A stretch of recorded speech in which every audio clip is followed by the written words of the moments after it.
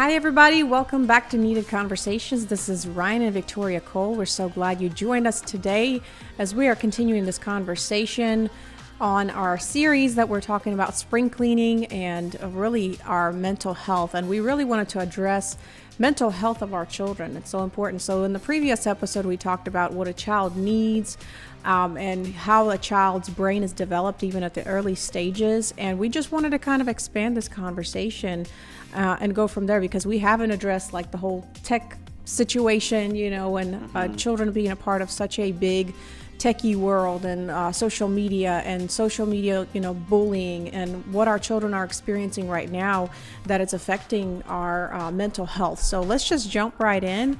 That's right.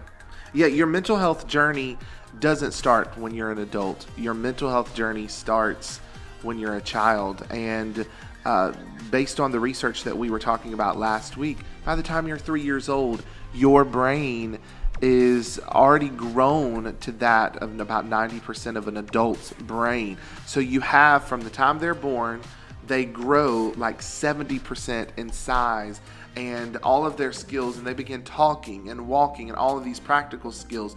But we fail to realize that not only are these physical kind of things that we can see being developed, but their mental health is being developed as well. Their paradigms, how they view the world, culture is influencing them, your family structure, their routine, all of these aspects of their lives, where they're born in the world.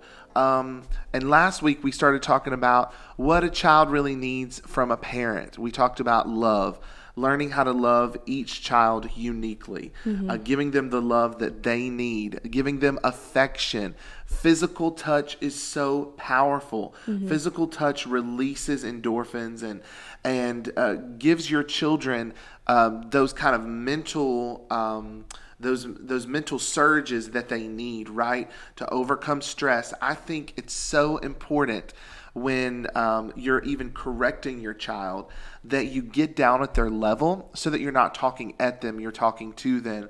And from the beginning, my biggest thing was, look at me in the eyes. And my children, I won't talk to them until they're looking me in the eyes. And now they've gotten the habit of saying, Dad, look at me, look at me. And it's a really great reminder of how, I need to pay attention to them. Yeah. But it's me getting on their level, and that is showing them that I'm paying attention to them, that I'm respecting them as human beings. And you don't think about these things with the fact that they're children. They're children, they just better do what I tell them to do because I'm their parent. But you are grooming who they will become as adults. And so this all plays into their mental health and how their identity is shaped and whether or not they feel secure in the world with who they are, and providing them stability in their home, giving them routine and consistency. These are some of the things we're talking about that every child needs. And you may be out there listening and say, I never got those things. And yeah, you can look at your life too and see how the decisions that you've made, some of the mistakes even that you've made, were as a result of these voids in your soul that should have been poured into by your parents, but they weren't. The good news is that through a relationship with Jesus Christ and allowing the Holy Spirit to come into your life and awaken you from the inside out, all of those deficiencies in your soul, those holes in your bucket, can be sealed. The Bible calls the Holy Spirit a seal. Isn't that powerful? That's He's awesome. literally sealing up all of these that we're talking about. So the great thing is you can work through these things as an adult to help address some of your mental health challenges. But really what we're focusing on is that whether you're a parent or whether you want to be a parent in the future, that you bear these things in mind so you don't repeat that cycle and leave your child with holes in their bucket when they grow up to be an adult. Yeah, you know what? If you're a single individual as well, I know that we speak to a broad range of an audience. And, I think what you need to keep in mind as well is you as an individual addressing your, issues or things that you're dealing with, challenges right now, so that you don't carry that into your parenting, experience whenever you do get married. So as a single individual, you want to make sure that you address some of those things. If there's things that you grew up with that you don't like, and I think all of us can say, I will never do that to my kids, but guess what? Because that's what you were exposed to. A lot of times when you get in and you are in the run of the whole trying to run the family, physically being tired, maybe sleep deprived, you will do things that you said that you were not going to want to do. And so just even addressing those as a single individual before you step into marriage, and say, I'm not going to be taking that on, or whatever that trauma is, resolving that within yourself so that whenever you do have children, you're more aware of the challenges that you yourself has overcome. And I think that will make your parenting a lot easier to address those, maybe hurdles whenever you do have children. For sure. And this is why taking care of your marriage is so important. If you are married, making sure that you are investing in your marriage, investing in your own mental health, because nobody questions the health of a child. And more than likely, if you as an adult, as a parent, are struggling in some way, your kids are experiencing some trickle-down effects of it as well. So making sure that you invest in yourself and making sure that you are intentional about your marriage, about your relationship. And if you are having a challenge in your relationship, get the support that you need. Go to counseling. Reach out to a pastor or some wise counsel that can come in and be an intermediary and do it apart from the children. Yeah. But all in all, even if there is some challenge in your marriage, the old saying was, we divorced for the children. It was better for the children. But statistically speaking, the children are actually better off you staying together. Now, that does, not include abusive situations, physical abuse, etc. It does not also include adultery and having to continue after habitual offenses. But it does mean making a strong commitment that we are going to make this work because the family unit and the health of our children depends on it. It's a really selfless approach. And we have to be good role models for our children because in the end, they don't do what we say. They do what we do. My son right now especially is in one of these repeating phases, and he is copying everything I do, Victoria does, Mila does.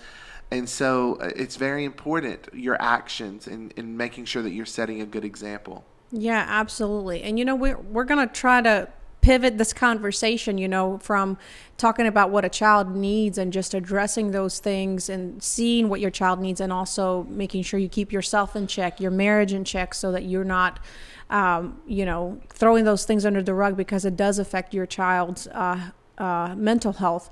But one of the other things that I think that our children are really struggling with is, social media and living in such a high-tech society where, you've recently had this thing where there was a video going around asking kids, how would you take a picture? And so they asked millennial generation, and some of them were going like this. Holding up their hands like an old type of phone. Yeah, and the new, all the younger kids were acting like this, like they had a phone. Yeah. And so that's the big difference, is that none of them had that kind of experience. I mean, they were born into, computers. And so a lot of these kids do, coding. I mean, I can't even wrap my mind around that. But they were born into a world where it's common to take a picture of yourself. Yeah. And that type of, the consciousness that you have about yourself.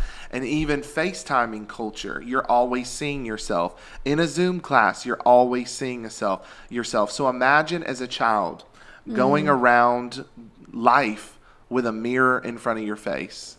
You don't think of it that way because it's not a physical mirror, but there's always a camera on you, especially with COVID and the learning situation. Whether it's small and in the corner, you are aware of what you look like. And it has been proven that the camera affects a person's personality.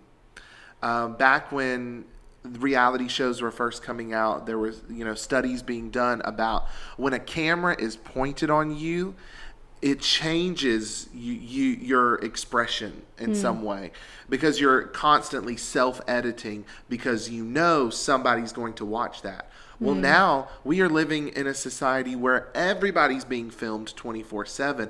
And so there's this constant calculation that kids are going through. And it's important that we help them take control of technology, that they use technology to their benefit, but they don't overindulge to the point where they are disconnected from reality and are unable to get a healthy picture of themselves without it being put through a filter, if that makes sense. Even Zoom now has beauty filters. Yeah. And all of our kids are on Zoom. They have beauty filters. You can put fake eyelashes on, fake eyebrows, lipstick, all of that on Zoom. Not to mention, social media. Yeah. So screen time is important. Dinner time around a table, putting the phones away is important.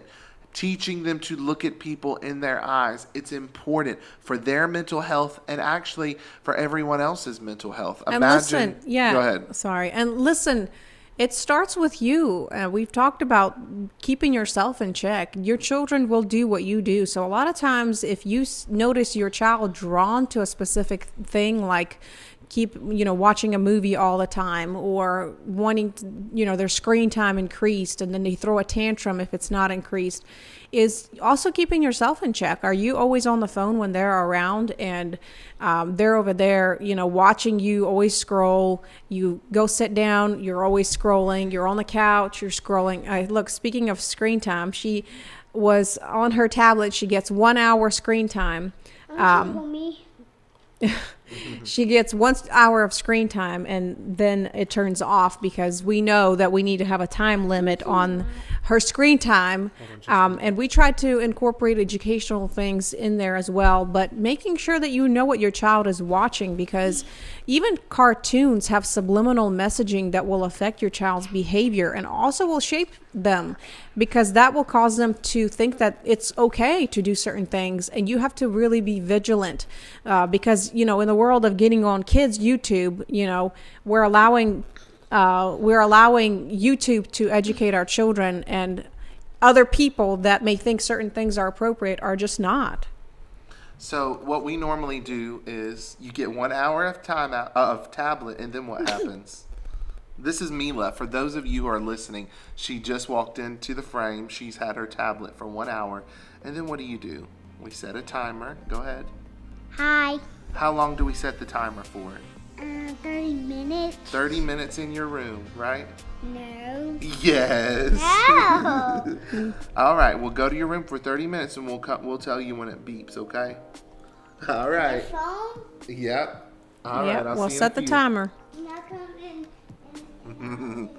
Yeah, well, it's important to regulate. And I've noticed when Mila was first, on the tablet thing, that she would become obsessed with it. And so we had to institute those little things. Trust me, that was not planned. But really taking hold of your personal habits. This is all affecting the mental health of your child. Let's read a couple scriptures before we close. Proverbs 22:6 says, train up a child in the way he should go, and when he's old, he won't depart from it. Psalms 127:3-4, children are a heritage from the Lord. They are a reward. Blessed is the man whose quiver is full of them. They will not be put to shame when they contend with their opponents. We're talking about mental health, and we're going to be continuing this conversation in next week's episode. And I'm excited because we have an expert, a very special guest. Who is that guest? It's going to be Dr. Caroline Leaf. We have mentioned her many times, but we're excited to have her on. And we're going to talk about her new book, but also you'll get a lot of pointers in regards to your personal mental health as well as your family. As we continue this series, Spring Cleaning, helping you to manage your mental health. It's so needed. It's a needed conversation. Absolutely. Make sure you subscribe to this podcast on YouTube, and we will see you next time. See y'all.